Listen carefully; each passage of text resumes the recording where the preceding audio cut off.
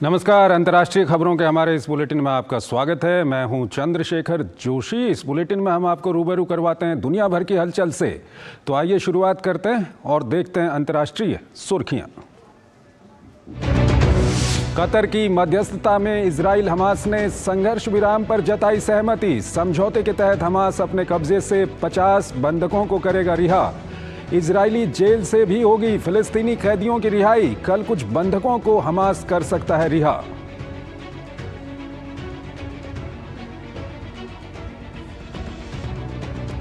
Israeli संसद ने बंधकों की रिहाई के लिए संघर्ष विराम के प्रस्ताव को दी मंजूरी। प्रधानमंत्री नेतन्याहू ने कहा, हमास के आतंकियों के खात्मे तक जारी रहेगी लड़ाई।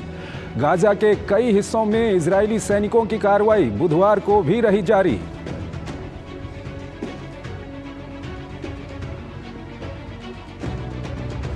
प्रधानमंत्री नरेंद्र मोदी ने इजराइल फलस्तीन मुद्दे का स्थायी समाधान बताया जरूरी। संघर्ष विराम और बंधकों की रिहाई का किया स्वागत। कूटनीति और बातचीत से भू राजनीतिक तनावों को दूर करने को बताया एकमात्र रास्ता।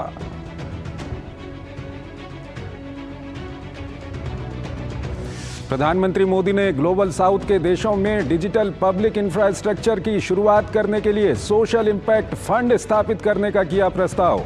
भारत की ओर से $25 मिलियन की प्रारंभिक राशि की घोषणा।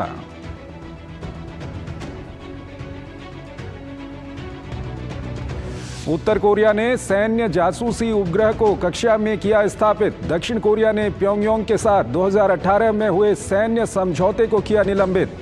जापान अमेरिका ने तानाशाह की हरकत को क्षेत्र में शांति और सुरक्षा के लिए बताया खतरा।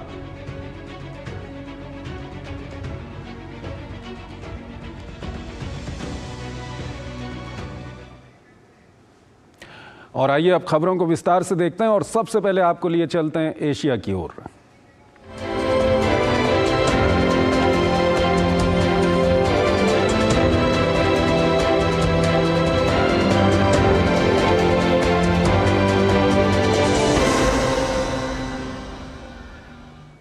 इजराइल और हमास के बीच पिछले काफी दिनों से चल रहे युद्ध के बीच अब एक अच्छी खबर सामने आई है। कतर की मध्यस्थता में इजराइल और हमास 4 दिन के युद्ध विराम के लिए तैयार हो गए हैं।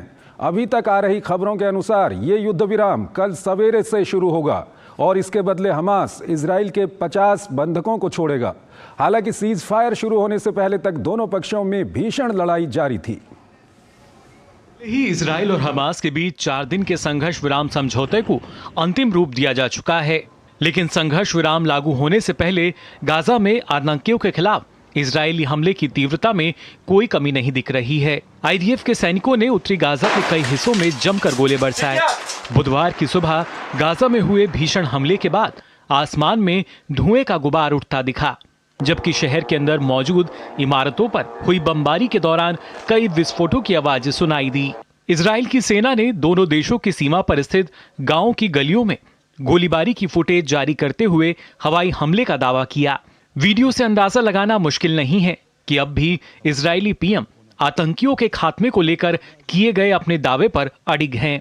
इस सब के बीच कतर की मध्यस्थता में हुए इजराइल और हमास के बीच अस्थायी संघर्ष विराम समझौते की पुष्टि हो चुकी है। इस बीच मीडिया में आ रही खबरों में कहा जा रहा है कि इजराइल रक्षा बलों ने दक्षिणी गाजा पट्टी स्थित शहर खान यूनिस में 4 घंटे का युद्ध विराम लागू किया। आईडीएफ प्रवक्ता के मुताबिक मानवीय लक्ष्यों की प्राप्ति के लिए खान यूनिस के इलाकों में युद्धक कार्रवाइयों को कुछ देर के लिए रोकने के साथ मानवीय गलियारा भी खोला गया। इस बीच मिस्र के सरकारी मीडिया ने कुछ बंधकों की रिहाई के लिए दोनों पक्षों के बीच संघर्ष विराम के गुरुवार सवेरे से शुरू होने की पुष्टि की है। खबरों के मुताबिक इस दौरान बंधकों की रिहाई की प्रक्रिया शुरू हो जाएगी। समझौते के तहत 7 अक्टूबर से गाजा में हमास और अन्य समूहों द्वारा बंधक बनाई गई 50 महिलाओं और बच्चों को रिहा किया जाना है। कतर और अमेरिका की मध्यस्थता में हुए समझौतों के मुताबिक रिहा होने वालों में 3 अमेरिकी नागरिक भी होंगे, जिनमें 4 साल की एक बच्ची भी शामिल है। समझौते के तहत पहली रिहाई गुरुवार तक होने की संभावना है। उधर हमास ने दावा किया है कि इजराइल अपने जेलों में बंद 150 फिलिस्तीनी कैदियों को रिहा करेगा, जिसमें सभी महिलाएं और बच्चे भी शामिल होंगे। इसके साथ ही वह रोजाना सैकड़ों ट्रकों को मिस्र के साथ लगने वाली राफा सीमा पार करने की अनुमति देगा। जिससे गाजा में फिलिस्तीनियों को मानवीय आपूर्ति प्रदान की जाएगी। समझौते के मुताबिक इजरायली सेना युद्ध विराम के दौरान गाजा में सैन्य वाहन नहीं लाएगी, ना ही किसी को हिरासत में लेने की कोशिश करेगी। इस बीच नेतन्याहू सरकार ने कहा कि प्रत्येक 10 अतिरिक्त बंधकों की रिहाई के लिए युद्ध विराम को एक दिन के लिए बढ़ाया जाएगा। मंगलवार देर रात तक चली युद्ध कैबिनेट की बैठक के बाद प्रधानमंत्री बेंजामिन नेतन्याहू ने कहा कि संघर्ष विराम समाप्त होने के बाद इजराइल हमास के खिलाफ अपना आक्रामक अभियान फिर से शुरू करेगा, जब तक कि हमास का पूरी तरह सफाया ना हो जाए। हम एक कठिन निर्णय का सामना कर रहे हैं, लेकिन यह सही निर्णय है। सभी सुरक्षा कारक इसका पूरी तरह से समर्थन करते हैं।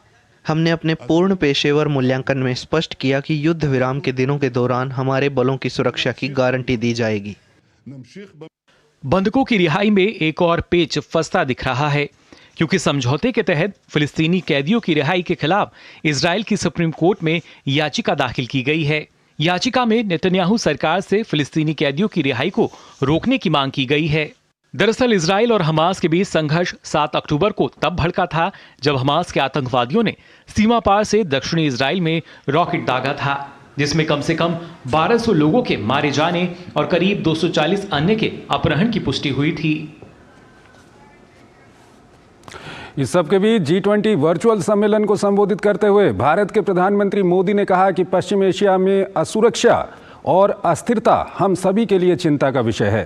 पीएम मोदी ने ग्लोबल साउथ की आवाज को एक बार फिर बुलंद किया। इस दौरान उन्होंने आतंकवाद, इजराइल हमास युद्ध समेत कई मुद्दों पर G20 के सभी सदस्य देशों का ध्यान केंद्रित किया।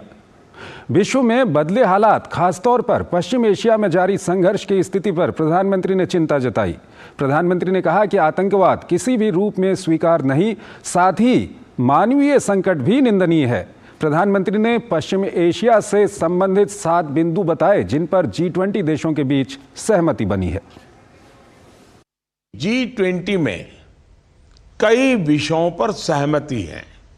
पहला, हम सब आतंकवाद और हिंसा की कठोर निंदा करते हैं। There is zero tolerance to terrorism. दूसरा, मासूम और निर्दोष लोगों, खासकर बच्चों और महिलाओं की मौत स्वीकार्य नहीं है। तीसरा, मानवीय सहायता जल्द से जल्द इफेक्टिवली और सेफली पहुंचाई जाए। चौथा, ह्यूमैनिटेरियन पॉज, इस पर बनी सहमति और हॉस्टेजेस की रिहाई के समाचार का स्वागत है। पांचवा, इजराइल और फिलिस्तीन मुद्दे को इसका 2 स्टेट सॉल्यूशन द्वारा स्थायी समाधान जरूरी है। छठा, क्षेत्रीय शांति और स्थिरता की बहाली आवश्यक है। और सातवां, कूटनीति और बातचीत ही भू राजनीतिक तनावों को दूर करने का एकमात्र रास्ता है। इसमें G20 हर संभव सहयोग देने के लिए तैयार है। प्रधानमंत्री नरेंद्र मोदी ने G20 ट्रॉइका के 3 देशों की साझा प्रतिबद्धताओं के बारे में भी बताया। उन्होंने बताया कि इसमें खाद्य और स्वास्थ्य सुरक्षा के अलावा सतत विकास और जलवायु परिवर्तन जैसे विषय शामिल हैं। हम फूड सिक्योरिटी, हेल्थ सिक्योरिटी और सस्टेनेबल डेवलपमेंट को प्राथमिकता देंगे। मल्टीलेटरल डेवलपमेंट बैंक्स और ग्लोबल गवर्नेंस में सुधार की तरफ जरूर बढ़ेंगे। क्लाइमेट एक्शन के साथ साथ just, easy and affordable climate finance भी सुनिश्चित करवाएंगे। डेट रिस्ट्रक्चरिंग के लिए ट्रांसपेरेंट ढंग से कदम उठाए जाएंगे। ट्रॉइका के सदस्य के रूप में हमारी साझा प्रतिबद्धताओं को आगे बढ़ाने के लिए हमारे दृढ़ संकल्प को मैं दोहराता हूं। दो बड़ी खबरें आज हुई हैं। एक तो इजराइल और हमास का जो संघर्ष है उसमें संघर्ष विराम की घोषणा हुई है। दूसरी G20 सम्मेलन को प्रधानमंत्री मोदी ने संबोधित किया है और उन्होंने इजराइल हमास का जो संघर्ष है उसके परिप्रेक्ष्य में काफ़ी महत्वपूर्ण बातें कही हैं। तो हमारे संवाददाता अमृतपाल सिंह हमारे साथ जुड़ रहे हैं जो कुछ ही दिनों पहले इजराइल से लौट के आए हैं। उन्होंने अपनी आंखों से वहाँ पर इस संघर्ष को देखा है, तो हम उनसे बातचीत करेंगे। अमृतपाल, सबसे पहला सवाल तो ये है कि आज जो ये संघर्ष विराम की घोषणा हुई है जिसके लिए इजराइल और हमास के बीच में सहमति बन गई है कतर की मध्यस्थता में, किस तरह से आप इसको देख रहे हैं और इसके बाद क्या कुछ होने वाला है? देखिए, बहुत लंबे समय से ये नेगोशिएशंस चल रही थी। एक इंटरनेशनल प्रेशर भी था इजराइल पर और उनके, क्योंकि हॉस्टेजेस थे तो वहाँ बेंजामिन नेतन्याहू पर इंटरनल प्रेशर भी, क्योंकि फैमिलीज हॉस्टेजेस की उनकी डिफेंस मिनिस्ट्री के बाहर आके टेंट लगा के बैठ गई थी और बोल रही थी कि जब तक हमारे घर वाले वापस नहीं आप लाएंगे हम यहाँ से नहीं उठेंगे।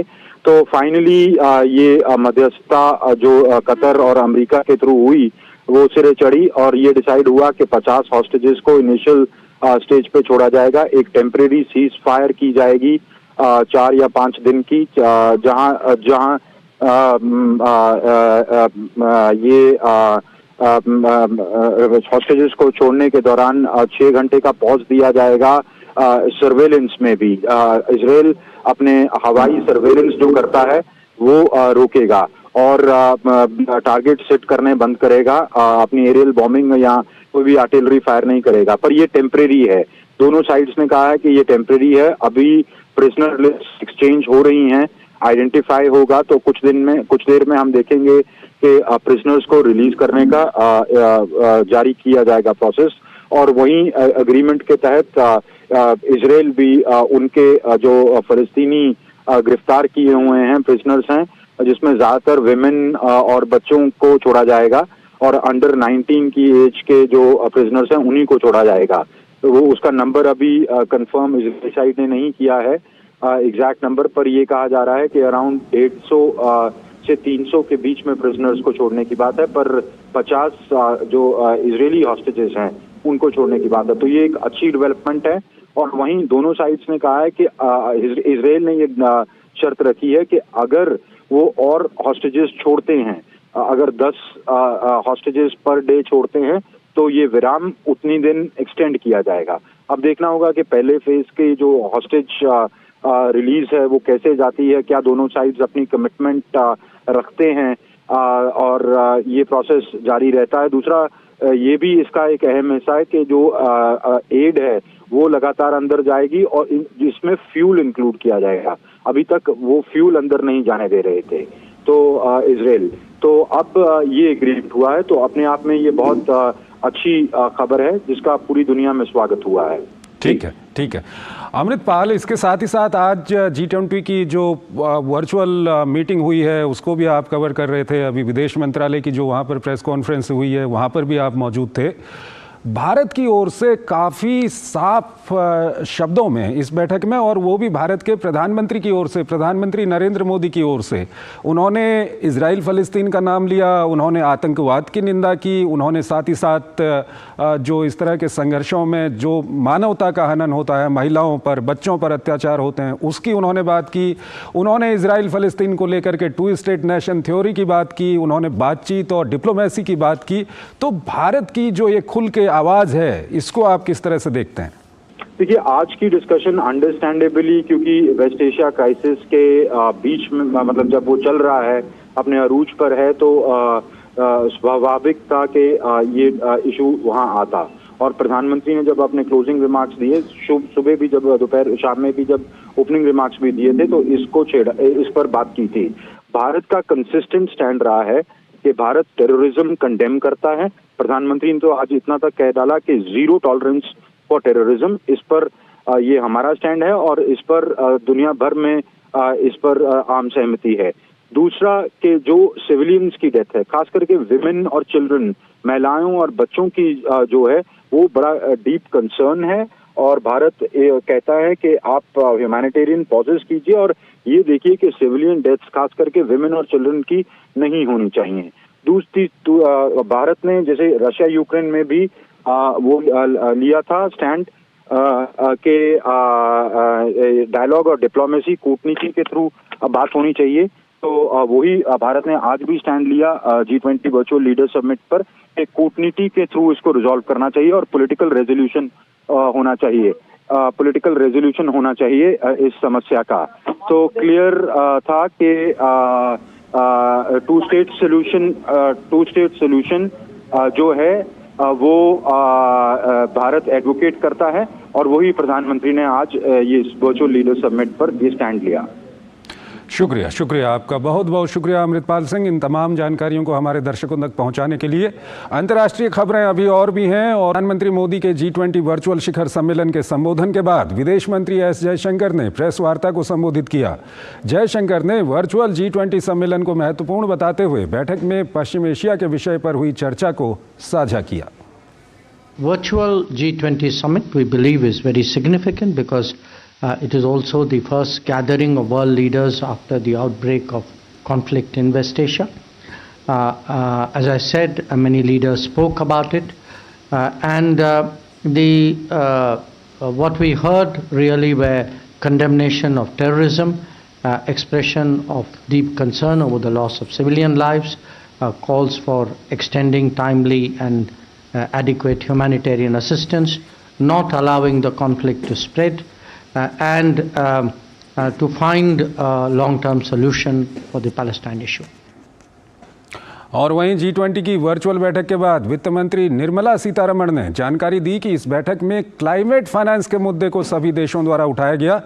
उन्होंने कहा कि सभी सदस्य देशों ने इस मुद्दे पर आगामी COP28 की बैठक में भी चर्चा करने पर सहमति जताई। Timely and adequate mobilization of climate finance has also remained high on our agenda during our presidency. Today we heard a lot of members talking about this and how important this will be. Climate finance has been emphasized in terms of new collective quantified goals that we have to arrive by 2024. There was frequent reference by all the members talking about next we meet at COP28. विदेश मंत्रालय के प्रवक्ता अरिंदम बागची ने भारत और America के बीच सुरक्षा के मसले पर हुई बातचीत के बारे में जानकारी दी। उन्होंने बताया कि भारत अमेरिका सुरक्षा सहयोग पर हालिया चर्चा के दौरान अमेरिका ने संगठित अपराधियों, आतंकवादियों और अन्य लोगों के बीच सांठगांठ से संबंधित कुछ जानकारी साझा की है। ये इनपुट दोनों देशों के लिए चिंता का कारण है और उन्होंने इस संबंध में आवश्यक कार्रवाई करने का निर्णय लिया है। उन्होंने बताया कि भारत ऐसे इनपुट्स को गंभीरता से लेता है क्योंकि ये हमारे अपने राष्ट्रीय सुरक्षा हितों पर भी प्रभाव डालता है और संबंधित विभाग इन इनपुट्स की जांच कर रहे हैं। उत्तर कोरिया ने दावा किया है कि उसने एक सैन्य जासूसी उपग्रह को पृथ्वी की कक्षा में स्थापित कर दिया और उपग्रह ने सबसे पहली तस्वीर भेजी एक अमेरिकी युद्धपोत की। किम जोंग के देश की इस घोषणा के बाद कोरियाई प्रायद्वीप में खलबली मच गई। जापान और दक्षिण कोरिया ने इसकी कड़ी निंदा की, तो वहीं अमेरिका अभी इस स्थिति का आकलन कर रहा है। पिछले कई महीनों से उत्तर कोरिया की हरकतों की वजह से कोरियाई प्रायद्वीप में तनाव कम होने का नाम नहीं ले रहा है। कोरियाई प्रायद्वीप में ताजा तनाव उभरा है। उत्तर कोरिया द्वारा एक सैन्य जासूसी उपग्रह मल्लिक योंग 1 को सफलतापूर्वक कक्षा में स्थापित करने के दावे के बाद उत्तर कोरिया की ओर से जारी बयान में कहा गया कि उसके नेता किम जोंग उन ने उपग्रह के इस प्रक्षेपण का निरीक्षण किया। बयान के मुताबिक तानाशाह किम जोंग उन भविष्य में ऐसे ही अधिक जासूसी उपग्रहों को प्रक्षेपित करने की योजना बना रहे हैं। उत्तर कोरियाई अधिकारियों के दावे ने अमेरिका, दक्षिण कोरिया और जापान के खेमे को चिंता में डाल दिया। जासूसी उपग्रह का प्रक्षेपण का मकसद सैटेलाइट के जरिए अपने दुश्मन देशों की सैन्य गतिविधियों पर नजर रखते हुए उसके अनुसार खुद को तैयार करना है।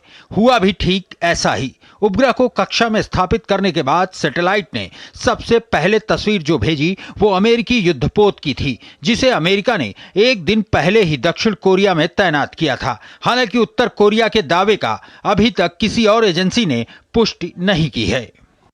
उधर उत्तर कोरिया की हरकत के बाद पूरे प्रायद्वीप में खलबली मच गई। आनन फानन में जापान ने अपने नागरिकों के लिए चेतावनी जारी कर दी, जिससे कुछ देर के लिए ओकिनावा प्रांत के लोग चिंतित दिखाई दिए, लेकिन देर रात ये चेतावनी वापस ले ली गई। ऐसा ही हाल दक्षिण कोरियाई राजधानी सियोल में भी दिखा। हालांकि प्रक्षेपण की सबसे पहले सूचना देने वाले दक्षिण कोरिया और जापान के अधिकारियों ने तत्काल इसकी पुष्टि नहीं की। पेंटागन ने भी उत्तर कोरियाई दावे का आकलन कर आगे की कार्रवाई करने की घोषणा की। जापान ने प्रक्षेपण की कड़े शब्दों में निंदा करते हुए उत्तर कोरिया के समक्ष विरोध दर्ज कराया। भले ही उद्देश्य एक उपग्रह लॉन्च करना है, बैलिस्टिक मिसाइल तकनीक का उपयोग प्रासंगिक संयुक्त राष्ट्र सुरक्षा परिषद के प्रस्तावों का स्पष्ट उल्लंघन है। यह एक बहुत ही गंभीर मामला है जो हमारे लोगों की सुरक्षा के लिहाज से चिंता पैदा करने वाला है। तानाशाह के अप्रत्याशित कदम के बाद दक्षिण कोरिया ने 2018 में प्योंगयांग के साथ हस्ताक्षरित सैन्य समझौते के एक हिस्से को निलंबित कर दिया। जब तक उत्तर और दक्षिण कोरिया के बीच आपसी विश्वास बहाल नहीं हो जाता, हम सैन्य समझौते की प्रभावशीलता को आंशिक रूप से निलंबित करने पर विचार कर रहे हैं। यह जरूरी उपाय है जो हमारी राष्ट्रीय सुरक्षा के लिए आवश्यक न्यूनतम रक्षा कार्रवाई है। दरअसल दोनों देशों के बीच 2018 शिखर सम्मेलन के दौरान एक सैन्य समझौते पर हस्ताक्षर हुए थे, जिसका मकसद प्रायद्वीप में तनाव को कम करना था। शिखर सम्मेलन के दौरान इस बात पर भी सहमति बनी थी कि दोनों पक्ष बफर जोन स्थापित कर लाइव फायर ड्रिल को निलंबित करेंगे। नो फ्लाई जोन देशों को अलग करने वाले डीमिलिटराइज्ड जोन से कुछ गार्ड पोस्ट हटाने के साथ हॉटलाइन के जरिए संवाद बनाए रखे जाने पर भी सहमत बनी थी, लेकिन तानाशाह की हरकतों की वजह से यह समझौता सीमित रूप से ही लागू हो पाया। जलवायु परिवर्तन से निपटने के लिए रणनीति बनाने के लिए 30 नवंबर से यूएई में COP28 की महत्वपूर्ण बैठक होगी। संयुक्त अरब अमीरात ने इसकी तैयारी शुरू कर दी है। सम्मेलन के प्रति अपनी प्रतिबद्धता दिखाने के लिए यूएई ने सम्मेलन से पहले सबसे बड़े सिंगल साइट सौर ऊर्जा प्लांट का उद्घाटन किया है। साथ ही यूएई कई अन्य कदम भी उठा रहा है।